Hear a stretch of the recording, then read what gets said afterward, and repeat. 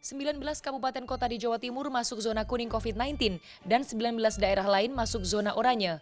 Jawa Timur terbebas dari zona merah sejak sekitar 3 pekan lalu. Untuk menentukannya ada 15 indikator epidemiologi Satgas Penanganan COVID-19 Pusat seperti kenaikan jumlah kasus, jumlah tes, tingkat kesembuhan, jumlah kasus kematian, dan kapasitas rumah sakit.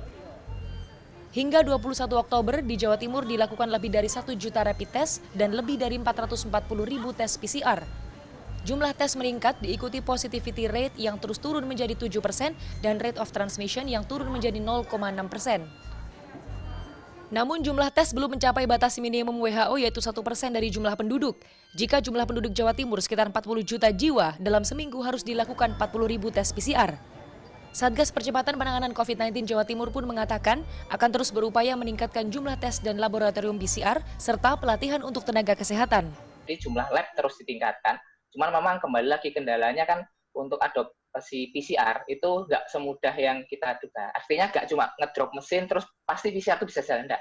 Karena problemnya sekarang ini adalah ketika sudah kita bagikan mesin-mesin PCR ke rumah sakit maupun ke lab, belum semuanya siap. Siap dalam artian BSL-2-nya, siap dari segi SDM-nya.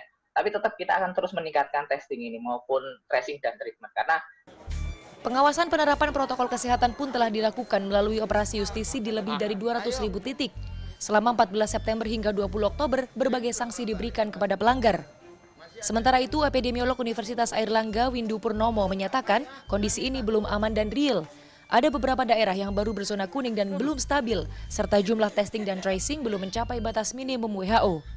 Angka kematian pun masih tinggi, sekitar 7,2% dibanding nasional sekitar 3,8% dari target 2%. Sebelumnya, angka kematian di provinsi ini 10%. 90% lebih.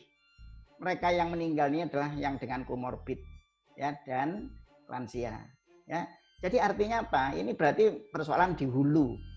Jadi di hulu itu masyarakat tidak melindungi mereka yang lansia dan punya komorbid. Jadi mereka mengajak jalan-jalan orang tuanya atau saudaranya yang dia punya penyakit penyerta sehingga dia tertular di jalan ya atau di mana dibawa jalan-jalan ke mall. Itu tidak boleh seharusnya ya.